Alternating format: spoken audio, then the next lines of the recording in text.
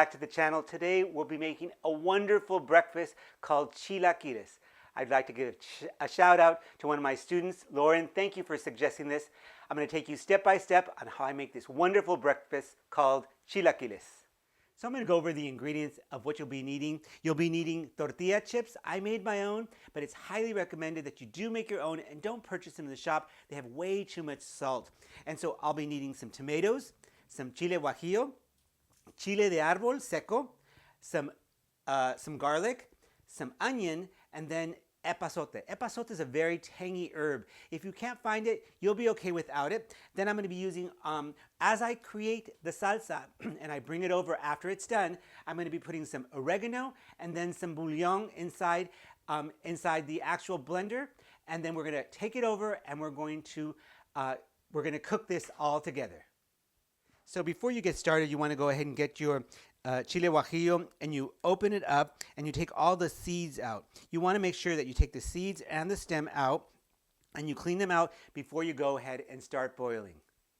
So you go ahead and bring it over to your pot with water and you're going to put the tomatoes in. Then you're going to put the chile guajillo in. Then you're going to put your chile de árbol in.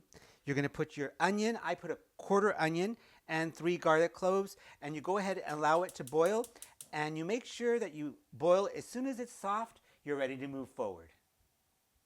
So we're ready. The tomato and onion and the chiles and the garlic are ready. We're going to go ahead and transfer them over here into our blender, and we're going to blend this together.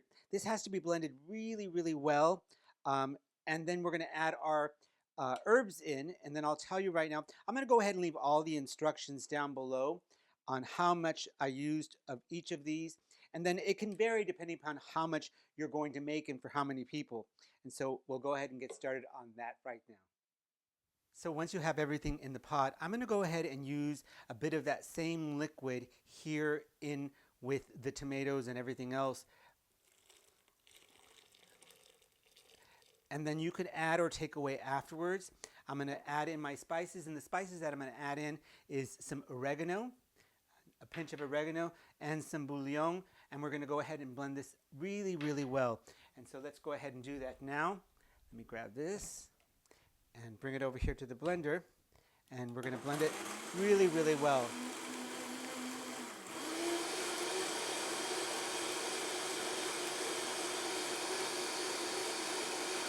So you're ready. You're going to put some oil in your pan and you're going to refry this, and you want to make sure that you blend it really well because you're not going to sift it, and you're going to go ahead and refry this for about 10 minutes until it reduces just a bit and it cooks thoroughly through.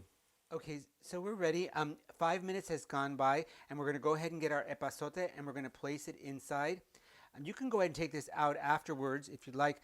It gives great flavor, but you want to do it 5 minutes afterwards because if you put it in too early, the sauce will become bitter. And so you go ahead and leave it there for about 5 more minutes now, and then we reduce it, and it gets a wonderful flavor. So we're ready. After a couple of minutes, I took out the epazote, and now I'm going to go ahead and add in my tortilla chips into my sauce. And I'm going to give it a good mix and let it sit for a couple of minutes. Some of the sections I like them soft, but I do like a little crisp in it still. And we're going to go ahead and mix this up nicely. And we're going to get everything mixed in, and then we'll go through the step of how I serve this. We are ready. The chilaquiles are prepared and they look delicious. We're going to go ahead and plate these in nicely here. And then I'm going to go over and explain what I put on top of these chilaquiles, which look delicious.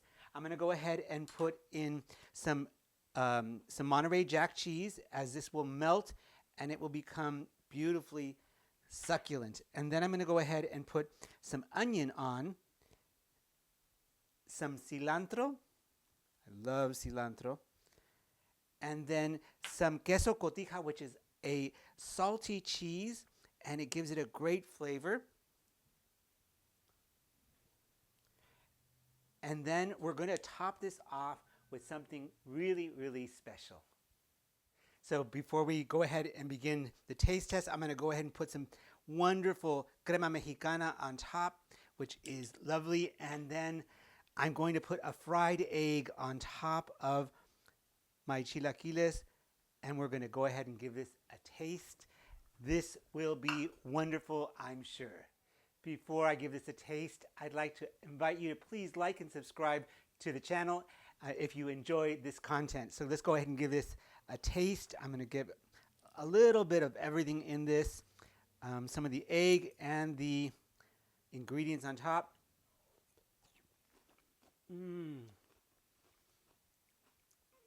These are so good. Try making chilaquiles at home. It'll be a hit for sure. We'll see you next time.